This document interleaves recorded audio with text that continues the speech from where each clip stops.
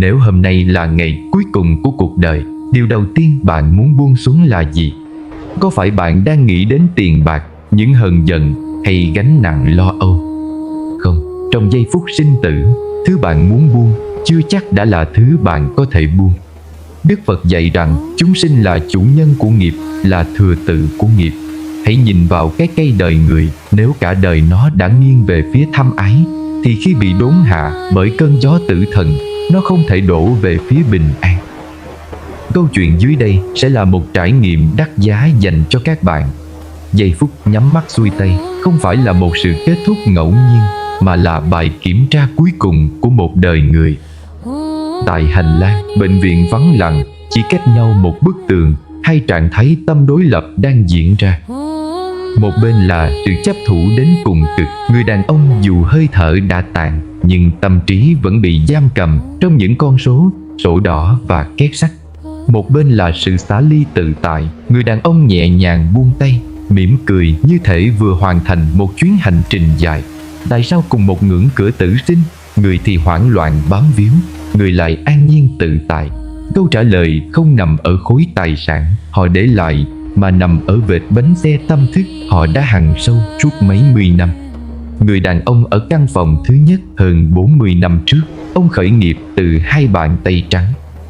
Ông giỏi giang, quyết đoán và có ý chí sắt đá. Từng mảnh đất, từng căn nhà, từng khoản đầu tư đều được ông tính toán tỉ mỉ. Đến tuổi 70, ông sở hữu mọi thứ mà đời người mơ ước: nhà cao cửa rộng, tài sản kết xù, con cái thành đạt. Nhưng quy luật của tâm thức là càng sở hữu nhiều, con người ta lại càng sợ mất. Mỗi sáng thức dậy, việc đầu tiên của ông là kiểm tra giá đất, đọc tin kinh tế, gọi điện điều hành làm ăn. Nghe đến tranh chấp tài sản, mặt ông lập tức căng thẳng. Con cháu đưa ra quyết định gì, ông cũng muốn kiểm soát. Ông tin rằng chỉ khi mọi thứ nằm trong tầm tay mình, bản thân mới thực sự an toàn. Năm tháng trôi qua, sự lo âu ấy lắng sâu thành thói quen, thành tập khí bám chặt vào tâm thức. Ngay cả trong bữa cơm gia đình, câu chuyện cũng chỉ xoay quanh tiền bạc và hơn thua. Khi vợ ông khuyên ông nghỉ ngơi đi, sức khỏe mới là quan trọng nhất, ông chỉ cười nhạt: có tiền thì mới có tất cả. Chỉ đến khi trọng bệnh ập đến, ông mới bàng hoàng nhận ra mình không thể mang theo bất cứ thỏi vàng hay mảnh đất nào. Nhưng nhận ra là một chuyện, buông xuống được hay không lại là chuyện hoàn toàn khác. Càng gần giờ phút sinh tử, tâm thức ông càng bám siết vào những thứ ông đã theo đuổi suốt một đời. Ông liên tục chợp mắt rồi lại bật dậy trong sự bồn chồn. Tay ông nắm chặt lấy con trai, giọng đứt quãng nhưng vẫn dốc sức hỏi: sổ đỏ cất đâu rồi? Chìa khóa két sắt ai giữ? Mảnh đất ở quê đã sang tên xong chưa? Mỗi câu hỏi cất lên là một tầng lo lắng đè nặng. Như thể chỉ cần buông tay khỏi những của cải ấy một giây thôi, toàn bộ giá trị cuộc đời ông sẽ tan thành mây khói. Còn ở căn phòng bên cạnh, người thợ sửa xe có một cuộc đời khiêm nhường hơn rất nhiều.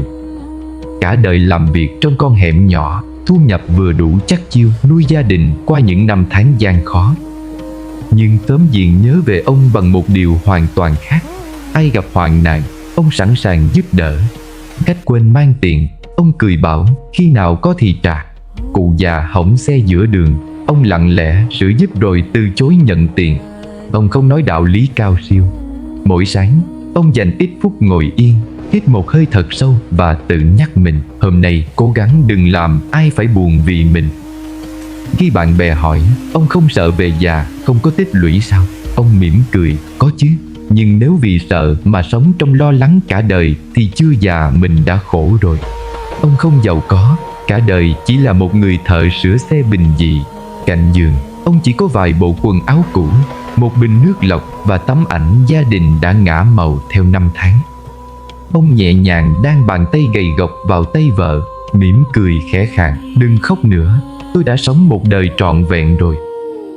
Định mệnh đưa hai con người ấy đến cùng một thời điểm, chỉ cách nhau một bức tường ngăn cách giữa sống và chết.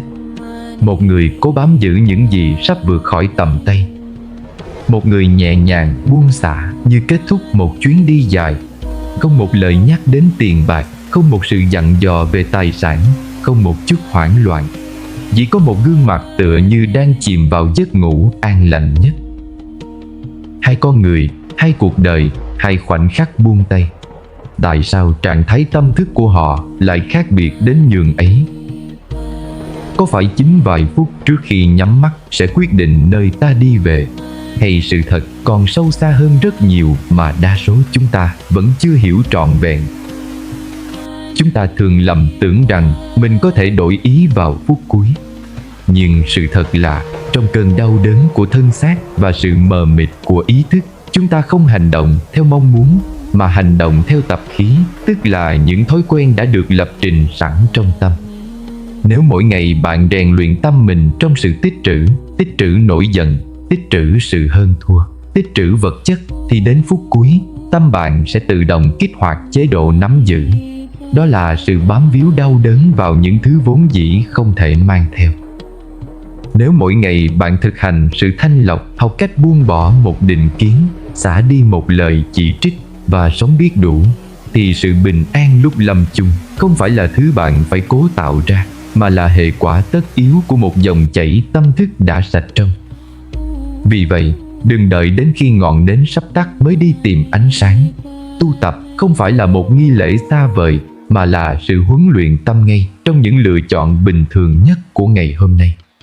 Mỗi lần bạn chọn bao dung thay vì oán hận, bạn đang tháo gỡ một sợi dây ràng buộc. Mỗi lần bạn chọn chân thật thay vì dối trá, bạn đang xây dựng một nền tảng vững chãi cho thần thức. Hành trang thực sự không nằm ở những thứ ta nắm trong tay, mà nằm ở trạng thái của tâm khi ta buông tay.